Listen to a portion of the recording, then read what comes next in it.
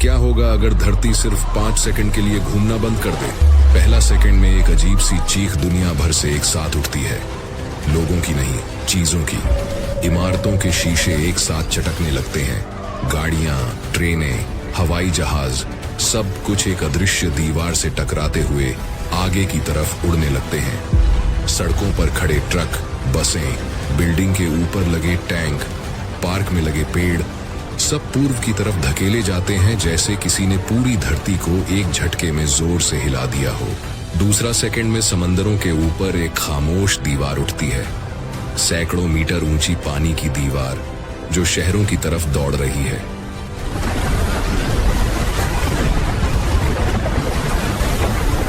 आसमान से धूल और मलबा बरसने लगता है। हवा की रफ्तार इतनी तेज हो जाती है कि सड़कों पर खड़े इंसान, गाड़ियां, यहां तक कि छोटे छोटे घर तक उखड़ने लगते हैं। तीसरा, चौथा और पांचवा सेकंड में पृथ्वी एक पल के लिए मानो मर चुकी है। सिर्फ 5 सेकंड और पूरी धरती का चेहरा बदल चुका है। लाखों नहीं, करोड़ों लोग एक ही साथ मिट गए हैं। शहर मिट्टी में घुल गए हैं। पहाड़ों से बर्फ की परतें टूट टूट कर नीचे गिर रही हैं। जमीन के भीतर से भूकंप की गड़गड़ाहट इतनी तेज है कि कान बहरे पड़ जाए। और फिर 5वें सेकंड के बाद वही अदृश्य ताकत एक और झटका देती है। पृथ्वी अब फिर से दोबारा घूमना शुरू कर देती है। फिर से 1600 किलोमीटर प्रति घंटे की रफ्तार, फिर से उसी दिशा में। अब बचा खुचा सब कुछ उल्टी तरफ फेंका जाने लगता है। जो किसी तरह पहले झटके से बच गए थे, वो दूसरे झटके में छिटक जाते हैं। हवा की दिशा 1 सेकंड में बदल जाती है। पानी की दीवारें आपस में टकराती हैं।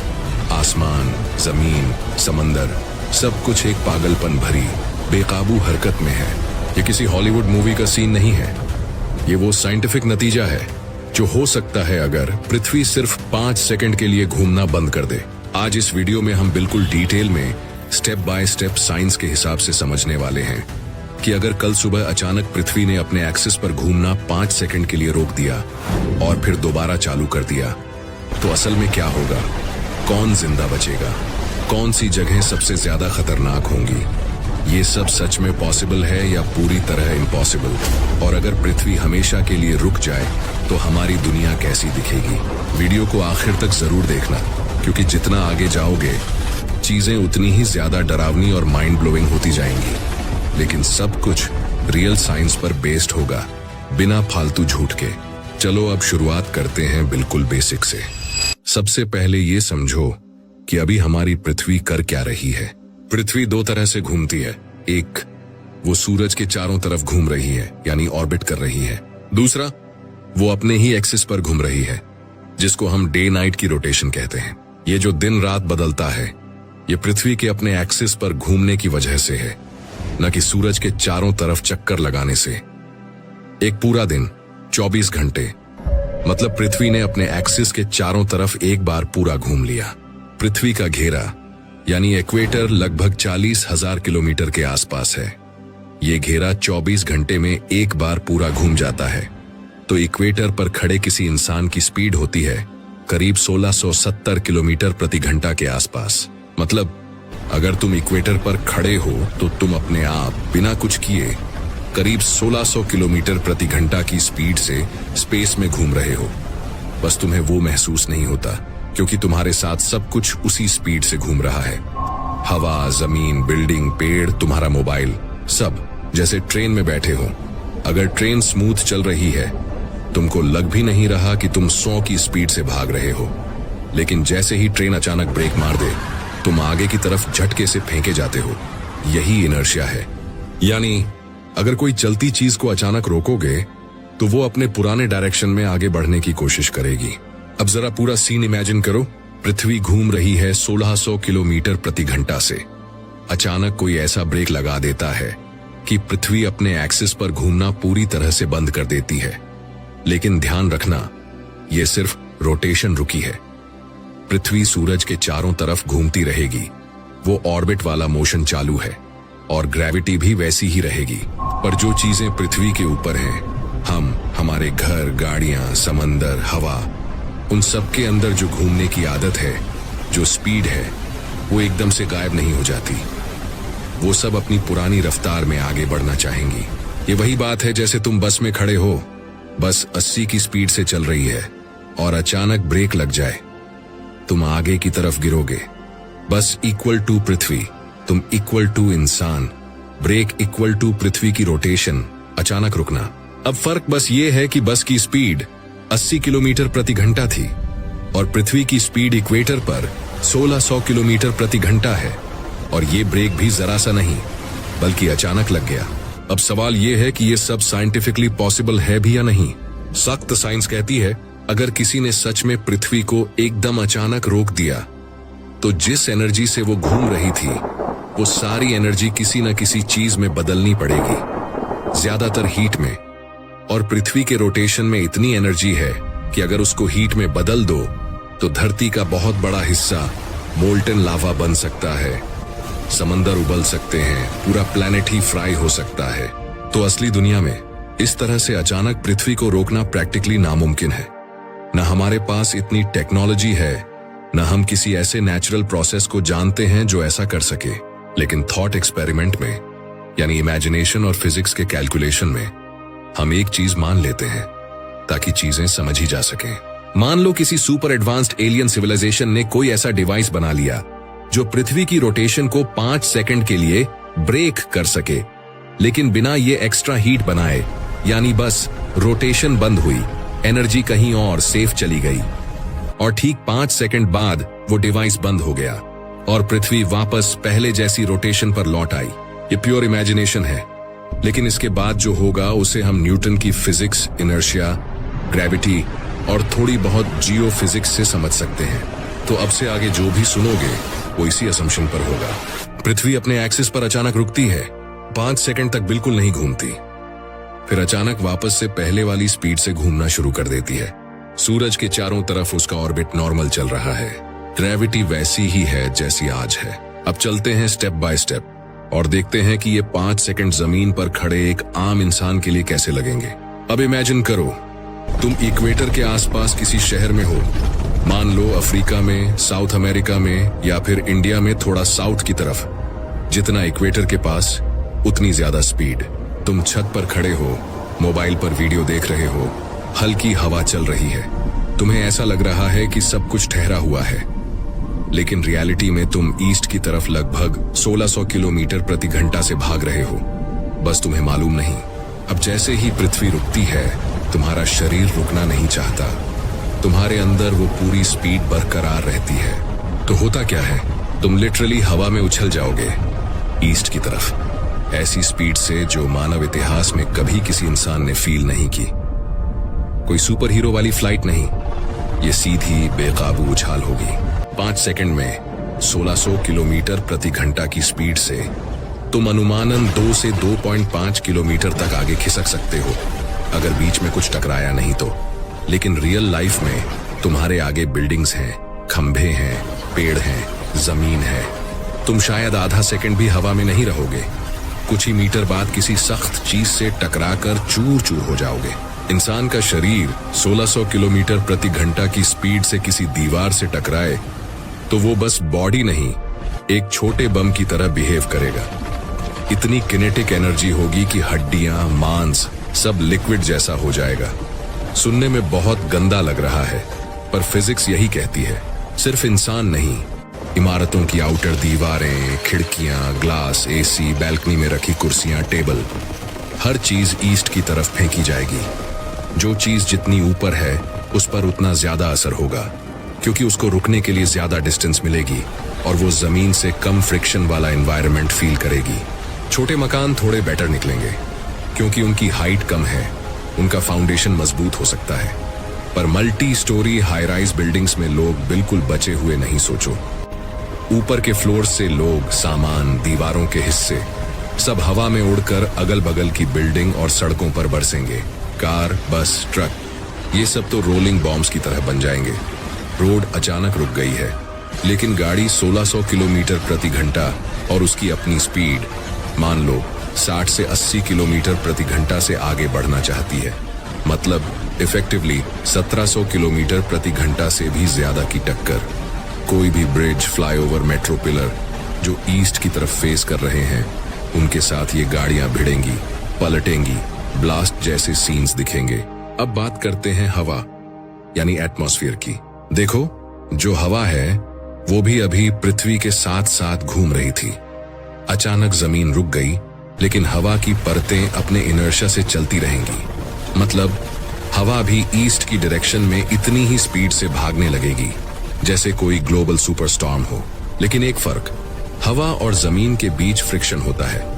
नीचे की लेयर तुरंत जमीन से टकराकर स्लो होना शुरू कर देगी, लेकिन उसके ऊपर जो लेयर्स हैं वो अपनी स्पीड बनाए रखेंगी। इससे एक बहुत बड़ा विंड शीयर बनेगा, यानी अलग अलग ऊंचाई पर हवा की स्पीड अलग अलग और बहुत डेंजरस हो जाएगी। सरफेस के पास हवा की रफ्तार दर्जनों जगहों पर 1000 से 1500 किलोमीटर प्रति घंटा के आसपास हो सकती है। ये सुपरसोनिक के आसपास की स्पीड है। साउंड की स्पीड लगभग 1200 से 1300 किलोमीटर प्रति घंटा मानी जाती है। तो कल्पना करो ये कैसी हवा होगी। ऐसी हवा न सिर्फ इंसान को उड़ाएगी, बल्कि सड़कों से पेड़ उखाड़ देगी, कारों को पलट देगी, छोटे छोटे पत्थरों, शीशों के टुकड़ों, धातु के टुकड़ों को गोलियों की तरह चारों तरफ बरसाएगी। तुम अगर कहीं खुले मैदान में खड़े हो तो हवा ही तुम्हें काट काट कर फेंक देगी। अब समंदर की बारी। ओशन का पानी भी पहले पृथ्वी के साथ घूम रहा था। जमीन रुकती है तो पानी अपनी इनर्शिया से आगे बढ़ता रहेगा। इसका नतीजा होगा ग्लोबल स्केल के मेगा सुनामीज। किनारे पर खड़े शहर जैसे मुंबई, चेन्नई, कोलकाता, न्यूयॉर्क, रियो, टोक्यो, शंघाई, इन सब पर पानी की दीवार टूट पड़ेगी। ये वो सामान्य सुनामी नहीं होगी जो किसी भूकंप से आती है। यहाँ पूरा ओशन एक तरह से स्लॉश कर रहा होगा, ईस्ट की तरफ ढुलक रहा होगा। सोचो, तुम्हारे सामने समंदर है, तभी पूरी की पूरी समंदर की लहरें कुछ 100 मीटर, शायद उससे भी ऊंची लहरों में बदलकर तुम्हारे शहर की तरफ भागती चली आ रही है। इमारतें जो हवा और इनर्शिया से पहले ही टूट रही हैं, अब उन पर समुद्र का पानी हथौड़े की तरह बरसेगा। जो लोग किसी तरह पहली तबाही से बचे हैं, उनके पास भागने का कोई मौका नहीं होगा। और ये सब अभी सिर्फ पहले सेकंड 2 सेकंड की कहानी है। अब थोड़ा सा टेक्निकल डिटेल समझते हैं। मान लो तुम दिल्ली में हो। दिल्ली इक्वेटर से काफी ऊपर है, तो यहाँ पृथ्वी की सरफेस स्पीड लगभग 1300 किलोमीटर प्रति घंटा से थोड़ी कम होगी। एग्जैक्ट नहीं मानते, बस आइडिया के लिए। जबकि इक्वेटर पर यह 1670 किलोमीटर प्रति घंटा के आसपास है, तो डैमेज सबसे ज्यादा इक्वेटर के आसपास वाले रीजन्स में होगा। और पोल्स, उत्तर और दक्षिण ध्रुव पर यह इफेक्ट ऑलमोस्ट जीरो होगा, क्योंकि वहां पृथ्वी की रोटेशन की लीनियर स्पीड बहुत कम है। मतलब नॉर्थ पोल या साउथ पोल के बहुत पास अगर कोई इंसान खड़ा है तो उसको जमीन के रुकने से लगभग कोई ऐसा हॉरिजॉन्टल झटका महसूस ही नहीं होगा। उसके लिए ये बस एक बहुत अजीब भूकंप जैसा लगेगा, और एटमॉस्फेयर की ग्लोबल हलचल का असर बाद में जाएगा। सर्वाइवल चांसेस पोल्स के पास सबसे ज्यादा हैं, तो थियोरेटिकली अगर कुछ कम्युनिटीज पोल्स के पास हैं, अच्छी अंडरग्राउंड सुविधा के साथ, वो इस पहले इंस्टेंट वाले झटके से बच भी सकते हैं। पर जो मेजॉरिटी पॉपुलेशन है दुनिया की, जो ट्रॉपिकल और टेम्परेट जोन्स में रहती है, उनके लिए ये event almost total wipe out जैसा होगा। अब जरा जमीन के अंदर का हाल देखो। पृथ्वी सिर्फ क्रस्ट नहीं है जिसके ऊपर हम रहते हैं। अंदर मेंटल है, उसके अंदर लिक्विड आउटर कोर है, फिर सॉलिड इनर कोर। जब हम कहते हैं पृथ्वी रुक गई, हम वास्तव में ये मान रहे थे कि क्रस्ट मेंटल सब रोटेशन रोक देते हैं। लेकिन जब ऐसा कोई अचानक ब्रेक लगेगा तो ये पूरी इंटरनल लेयर्स एकदम एक साथ नहीं रुकेंगी। उनके बीच घर्षण होगा, शियर फोर्सेस होंगे। यानी जैसे तुम एक बड़ी सी गेंद को अचानक पकड़ लो, लेकिन उसके अंदर अगर कुछ तरल घूम रहा है तो वो कुछ देर तक अंदर ही अंदर घूमता रहेगा और आउटर शेल पर जोर डालेगा। तो अर्थ के अंदर का लिक्विड आउटर कोर, मेंटल की डीप लेयर्स, ये सब अपनी रोटेशन जारी रखने की कोशिश करेंगे, जबकि क्रस्ट ऊपर से रोका जा चुका है। इससे इतने मैसिव स्केल के टॉर्क और स्ट्रेस पैदा होंगे कि पूरी दुनिया में अल्ट्रा मेगा भूकंप आएंगे। हम जो आज मैग्नीट्यूड 9 या 9.5 तक का भूकंप देख चुके हैं, वो तो इस तुलना में चुटकुला लगेंगे। कई जगहों पर जमीन फट भी सकती है। फॉल्ट लाइंस पर स्ट्रेस इतना ज्यादा हो जाएगा कि प्लेट्स अचानक से कई कई मीटर सरक जाएंगे। सिटीज पूरी की पूरी प्लेट्स के साथ हिल सकते हैं। पहाड़ों में लैंडस्लाइड्स, ग्लेशियर्स में बड़े बड़े आइस कोलैप्स, ज्वालामुखियों का एक साथ भड़क जाना, ये सब पैरेलल में चल रहे होंगे। तो सिर्फ हॉरिजॉन्टल स्पीड वाली तबाही ही नहीं, वर्टिकल मोशन वाली तबाही भी साथ में होगी। अब इंपॉर्टेंट चीज, ये सब सिर्फ तब हुआ जब पृथ्वी रुकी, लेकिन हमारा सिनेरियो कहता है वो 5 सेकंड बाद फिर से घूमना शुरू भी कर देगी। इसको मत भूलो। तो अब सेकंड हाफ शुरू होता है 5 सेकंड तक रुककर पृथ्वी का दोबारा चालू होना। पर उससे पहले ये क्लियर करते हैं कि 5 सेकंड तक रुकी पृथ्वी के दौरान तुम क्या देख पाओगे। ज्यादातर लोग तो पहले ही झटके में मर चुके होंगे, सो रियलिटी में देखने वाला कोई नहीं बचेगा।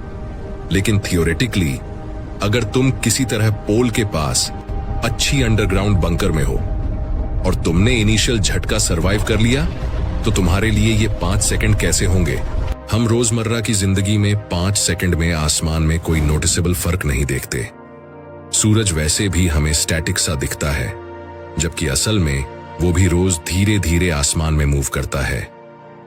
5 सेकंड में सन की पोजीशन नॉर्मल हालत में भी बहुत कम बदलती है, इतनी कम कि हमारी आंख महसूस ही नहीं कर पाती।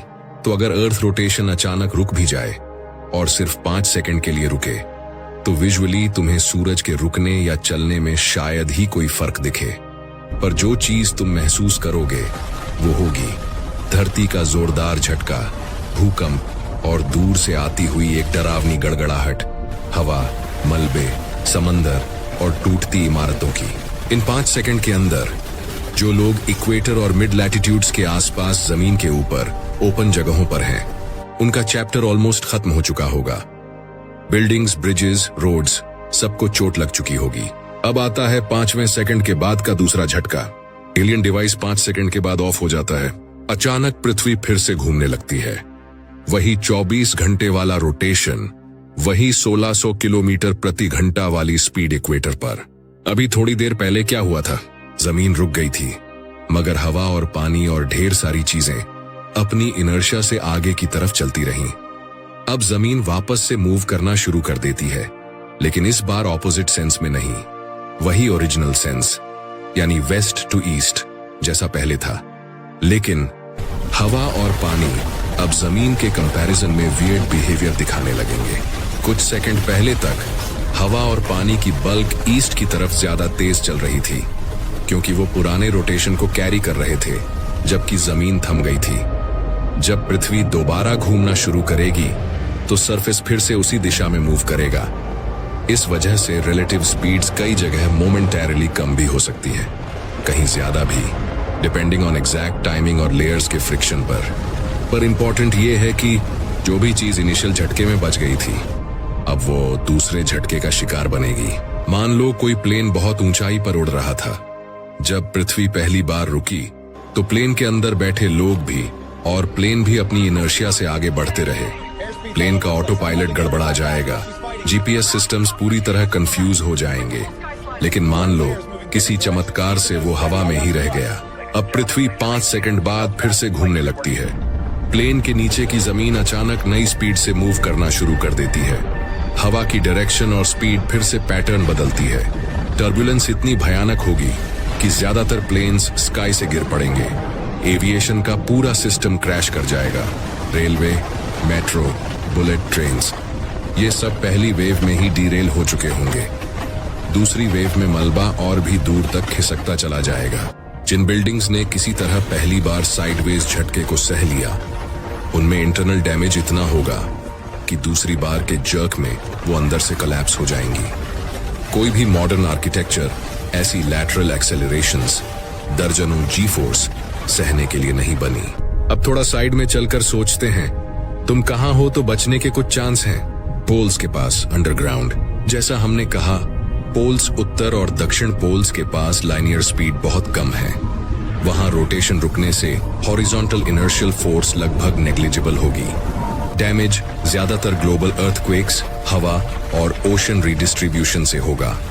अगर वहां कोई अच्छी तरह से बनी गहरी अंडरग्राउंड फैसिलिटी हो, बहुत मजबूत स्ट्रक्चर के साथ, तो थियोरेटिकल लेवल पर कुछ इंसान वहां सरवाइव कर सकते हैं। समंदर के बहुत अंदर सबमरीन में, अगर कोई सबमरीन गहरे पानी में है, वो पानी के साथ मूव कर रही होगी। जमीन का रुकना उस पर डायरेक्टली उतना असर नहीं डालेगा, लेकिन ओशन करंट्स की अचानक स्पीड और डायरेक्शन चेंज, अंदर उठने वाली विशाल लहरें, सब मिलाकर उसके लिए भी ये सिचुएशन बेहद खतरनाक होगी। पर फिर भी लैंड की कंपैरिजन में सबमरीन के सरवाइव करने के थोड़े ज्यादा चांस हैं। अर्थ के कोर के पास ये तो सिर्फ साईफाई ही मानो। हमारी टेक्नोलॉजी इतनी नहीं कि हम मेंटल तक भी पहुंच सकें, कोर तक तो छोड़ ही दो। पर थियोरेटिकली जितना गहराई में जाओगे उतना तुम्हारा मोशन जमीन के साथ रिजिडली जुड़ा रहेगा। पर वहां हीट और प्रेशर इतने हैं कि वहां इंसान वैसे भी नहीं रह सकता। तो प्रैक्टिकली देखा जाए, अगर अचानक पृथ्वी 5 सेकंड के लिए रुक जाए और फिर से उतनी ही तेजी से चल पड़े, तो सरफेस पर रहने वाली ह्यूमैनिटी लगभग पूरी तरह खत्म हो जाएगी। कुछ रेयर केसेस में कुछ 100, कुछ 1000 लोग बच भी जाएं, तो वो भी बाद की तबाही में कितना सरवाइव करेंगे, ये भी क्वेश्चनेबल है। अब आते हैं एक और इंटरेस्टिंग पॉइंट पर, ग्रेविटी और तुम्हारा वजन। जब पृथ्वी घूमती है तो इक्वेटर पर रोटेशन की वजह से एक हल्का सा आउटवर्ड सेंट्रीफ्यूगल इफेक्ट होता है, जो ग्रेविटी को थोड़ा सा काउंटर करता है। इसका मतलब इक्वेटर पर तुम्हारा इफेक्टिव वेट पोल्स की तुलना में थोड़ा कम होता है। फर्क बहुत छोटा है, लगभग 0.3%, इतना कि तुम फील नहीं कर पाते। अगर पृथ्वी परमानेंटली घूमना बंद कर दे तो ये सेंट्रीफ्यूगल इफेक्ट खत्म हो जाएगा और इक्वेटर पर खड़े इंसान का वजन लगभग 0.3% बढ़ जाएगा। 70 किलो के इंसान के लिए ये सिर्फ लगभग 200 ग्राम के आसपास का फर्क होगा। इतनी छोटी चीज कोई महसूस नहीं करेगा नॉर्मली, लेकिन हमारे 5 सेकंड वाले सिनेरियो में ये ग्रेविटी वाला फैक्टर मामूली है। यहाँ असली विलन है इनर्शिया, जमीन का अचानक रुकना और फिर अचानक चल पड़ना। अब थोड़ा आगे बढ़कर सोचते हैं, ये सब होने के बाद मान लो कुछ लोग किसी तरह बच भी गए पोल्स के आसपास, कुछ सबमरीन्स में, कुछ अंडरग्राउंड बंकर्स में, तो अर्थ का क्लाइमेट, जियोग्राफी और फ्यूचर लाइफ कैसी होगी? ध्यान दो, हमारा मेन सिनेरियो 5 सेकंड के लिए है, लेकिन डैमेज इतना ज्यादा होगा कि उसके बाद की सदियों तक असर रहेगा। और अगर हम ये मान लें कि पृथ्वी सिर्फ रुकी नहीं बल्कि हमेशा के लिए रुक जाए, तो तस्वीर और भी अलग हो जाती है। तो चलो अब 2 अलग अलग फ्यूचर देखते हैं, वो जिसमें अर्थ 5 सेकंड के लिए रुकी और फिर चालू हो गई, वो जिसमें अर्थ परमानेंटली घूमना बंद कर देती है। पहला केस 5 सेकंड की रोक, फिर रोटेशन वापस, इनिशियल डबल जोल्ट में mass death, global destruction, oceanic और एटमॉस्फेरिक केओस हो गया। उसके बाद के दिनों में क्या होगा? एटमॉस्फेयर में धूल, राख, मलबा, सी सॉल्ट, जलते शहरों का स्मोक, ये सब भर जाएगा। इतने सारे जंगल जलने लगेंगे, gas pipelines, chemical plants, nuclear plants तक डैमेज हो सकते हैं, जिससे radio active contamination, toxic clouds और भी ज्यादा पोल्यूशन हवा में मिल जाएगा। ग्लोबल टेम्परेचर शॉर्ट टर्म में गिर भी सकता है, क्योंकि धूल और स्मोक सूरज की रोशनी को ब्लॉक करेंगे, न्यूक्लियर विंटर जैसा इफेक्ट। लेकिन लोकल लेवल पर जहां आग लगी होगी वहां टेम्परेचर बहुत बढ़ेगा। ओशन सर्कुलेशन एकदम बदल जाएगी, क्योंकि कोस्ट लाइन्स ही बदल चुकी होंगी। बहुत सारे नदी नाले, डैम्स, रिजर्वायर्स टूट चुके होंगे, फ्रेश वाटर सिस्टम्स गड़बड़ा जाएंगे। सर्वाइविंग ह्यूमंस अगर कहीं हैं तो उनके लिए सबसे बड़ी प्रॉब्लम होगी खाना, साफ पानी, टेम्परेचर एक्सट्रीम्स और म्यूटेटेड टूटे फूटे इकोसिस्टम्स। फार्मिंग सिस्टम्स लगभग खत्म हो जाएंगे, क्योंकि न सॉइल पुरानी रही, न सीजन्स वैसे रहे, न rainfall pattern. Communication satellites, power grids, internet लगभग सब गॉन। सिविलाइजेशन रिसेट जैसा सीन होगा, बस बहुत कम लोग बचे होंगे। पर ध्यान रखना, ये सब अभी भी थियोरेटिकल है। प्रैक्टिकली इतना बड़ा झटका लेने के बाद अर्थ पर लाइफ का फिर से कॉम्प्लेक्स फॉर्म में ग्रो होना लाखों साल ले सकता है। पर माइक्रो ऑर्गेनिजम्स, कुछ tough species, bacteria, deep sea life, ये ऑलमोस्ट हर हालत में सरवाइव करने की कैपेसिटी रखते हैं। तो लाइफ पूरी तरह खत्म होना बहुत मुश्किल है, पर ह्यूमन सिविलाइजेशन जैसी चीज ऑलमोस्ट पूरी तरह वाइप आउट हो जाएगी। अब सबसे मजेदार और डरावना थॉट, अगर पृथ्वी हमेशा के लिए घूमना बंद कर दे, मान लो रोटेशन रुक जाती है और वापस स्टार्ट नहीं होती, ऑर्बिट चालू है, यानी पृथ्वी अभी भी साल भर में सूरज के चारों तरफ घूमती रहेगी, लेकिन अपने एक्सिस पर नहीं घूमेगी, तब क्या होगा? इसका मतलब ये होगा कि एक तरफ का हिस्सा लगभग हमेशा सूरज की तरफ रहेगा, एक तरफ ऑलमोस्ट हमेशा अंधेरे में। लेकिन क्योंकि पृथ्वी ऑर्बिट कर रही है, ये एग्जैक्ट सेम जगह नहीं होंगी। सिंप्लीफाई करके समझो, किसी भी जगह पर एक दिन अब 24 घंटे का नहीं होगा, बल्कि लगभग 1 साल का होगा। मतलब 6 महीने दिन, 6 महीने रात के आसपास। डे साइड पर 6 महीने तक ऑलमोस्ट लगातार धूप पड़ेगी, टेम्परेचर बहुत ज्यादा बढ़ जाएगा, ओशंस के बड़े बड़े हिस्से उबलेंगे नहीं, लेकिन काफी इवेपोरेशन होगा, मौसम एक्सट्रीम गर्म होगा। नाइट साइड पर 6 महीने कंटिन्यूअस अंधेरा, तापमान काफी लो, कई जगहों पर माइनस दर्जनों, सैकड़ों डिग्री तक जा सकता है कुछ मॉडल्स के हिसाब से। लेकिन एटमॉस्फेयर और ओशन हीट ट्रांसपोर्ट इसको थोड़ा मॉडरेट कर देंगे। यानी पूरी रात साइड मार्स जैसा डेड नहीं होगी, लेकिन बहुत कठोर होगी। एक और इंटरेस्टिंग इफेक्ट, अभी पृथ्वी हल्की सी छपटी है, इक्वेटर पर थोड़ी उभरी हुई और पोल्स की तरफ थोड़ी दबी हुई, क्योंकि रोटेशन की वजह से पानी और मास इक्वेटर की तरफ थोड़ा सा फैल गया है। अगर रोटेशन हमेशा के लिए रुक जाए तो लंबे समय में, हजारों लाखों साल में, पानी पोल्स की तरफ माइग्रेट करना शुरू करेगा। यानी पोल्स पर पानी जमा हो जाएगा, मोटी आइस और ओशन जैसा स्ट्रक्चर बनेगा। इक्वेटर के पास की जमीन रिलेटिवली ऊपर उभर आएगी, लार्ज ड्राई लैंड मास, एक तरह का नया सुपर कॉन्टिनेंट बन जाएगा। आज जो कोस्ट्स हैं वो सब बदल जाएंगे, नई शोर लाइन्स बनेंगी। तो हमेशा के लिए रुकी हुई अर्थ पर हो सकता है कि लोग सिर्फ कुछ खास बेल्ट्स में ही कंफर्टेबली रह पाएं, ना बहुत ज्यादा गर्म, ना बहुत ज्यादा ठंडी, यानी वो ट्वाइलाइट वाला जोन जहां दिन रात का मिलन होता हो।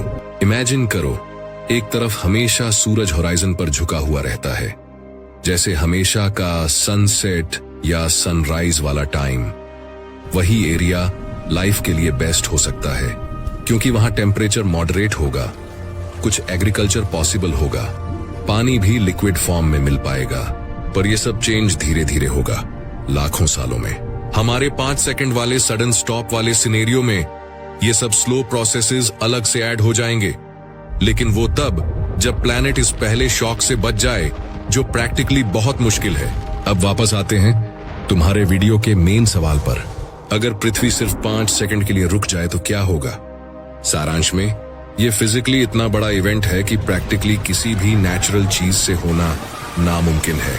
अगर किसी तरह एलियन टेक या किसी अनइमेजिनेबल प्रोसेस से ये हो भी जाए और हम मान लें कि एक्स्ट्रा हीट वगैरह नहीं बनी, सिर्फ रोटेशन रुकी, तो इक्वेटर और मिड लैटिट्यूड्स पर खड़े ऑलमोस्ट सभी लोग तुरंत ही इनर्शिया की वजह से मारे जाएंगे, ईस्ट की तरफ सुपरसोनिक स्पीड से फेंके जाएंगे। बिल्डिंग्स, ब्रिजेस, रोड्स, सिटीज, सबको लैटरल जोल्ट लगेगा, कोलैप्स होंगे। ओशियंस से मेगा सुनामीज उठेंगी जो कोस्ट्स को बहा ले जाएंगी। एटमॉस्फेयर में सुपरसोनिक विंड्स चलेंगी, ग्लोबल स्टॉर्म्स बनेंगे, अर्थ इंटीरियर लेयर्स के बीच मैसिव फ्रिक्शन से भूकंप और वॉल्केनिक एक्टिविटी नई हाइट पर पहुंच जाएंगी। 5 सेकंड बाद रोटेशन के दोबारा शुरू होने से बचा खुचा बचाव भी और खत्म हो जाएगा। लॉन्ग टर्म में अगर रोटेशन फिर पूरी तरह नॉर्मलाइज हो भी जाए, तो भी प्लैनेट का क्लाइमेट, जियोग्राफी और इकोसिस्टम्स पूरी तरह बदल चुके होंगे। ह्यूमन सिविलाइजेशन जैसी चीज का बचना ऑलमोस्ट इम्पॉसिबल होगा। सबसे पैराडॉक्स वाली बात यह है कि हम रोजमर्रा में बिल्कुल नोटिस भी नहीं करते कि हम 1600 किलोमीटर प्रति घंटा से घूम रहे हैं। न हमें उसका झटका फील होता है, न हम डरते हैं। लेकिन अगर ये घूमना सिर्फ 5 सेकंड के लिए रुक जाए, तो यही चीज हमारी पूरी सभ्यता को मिटा सकती है। ये थोड़ा वैसा ही है जैसे तुम ब्रीदिंग को जनरली सीरियसली नहीं लेते। तुम भूल जाते हो कि तुम हर सेकंड सांस ले रहे हो, लेकिन अगर उसी सांस को 5 सेकंड के लिए कोई जबरदस्ती रोक दे और उसके साथ तुम्हें 1000x ग्रेविटी लगा दे, तो तुम कुछ भी नहीं कर पाओगे। पृथ्वी का रोटेशन हमारी लाइफ का उतना ही जरूरी, उतना ही साइलेंट हिस्सा है जितना हमारी सांस। हम इसे इग्नोर करते हैं क्योंकि ये हमेशा से ऐसे ही चल रहा है, लेकिन इसकी वैल्यू समझने के लिए बस इतना इमेजिन कर लो कि वो सडनली खत्म हो जाए। अब जरा एक और इंटरेस्टिंग थॉट से इस वीडियो को बंद करते हैं। आज तुम ये वीडियो आराम से देख पा रहे हो, इसका मतलब है कि पृथ्वी अभी भी शांति से, बिना किसी ब्रेक के अपनी उसी प्रिडिक्टेबल गति से घूम रही है। हर सनराइज, हर सनसेट, हर दिन का आना जाना एक्चुअली एक बहुत ही नाजुक कॉस्मिक बैलेंस की वजह से पॉसिबल है। ग्रेविटी, रोटेशन, ऑर्बिट, एटमॉस्फेयर, सब कुछ इतनी फाइनली ट्यून है कि लाइफ जैसी कॉम्प्लेक्स चीज पॉसिबल हो पाई है।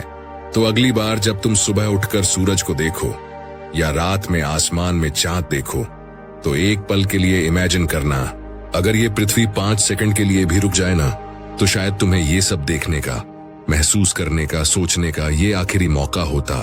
तो हाँ, ये थॉट एक्सपेरिमेंट साइंस है, लेकिन साथ ही एक रिमाइंडर भी, हम जिस प्लेनेट पर रहते हैं वो कितना ज्यादा नाजुक और कितना ज्यादा खतरनाक भी हो सकता है अगर उसके लॉज ऑफ फिजिक्स से जरा सा भी खिलवाड़ हो जाए। अगर तुम्हें ऐसे डीप, रियलिस्टिक और थोड़े डार्क साइंस वाले टॉपिक्स पसंद आते हैं तो कमेंट में बताना अगली बार हम किस चीज की इम्पॉसिबल सी दुनिया एक्सप्लोर करें। और याद रखना, जब तक पृथ्वी चुपचाप घूम रही है तब तक हमारी कहानी चल रही है। जैसे ही ये घूमना रुका, कहानी खत्म।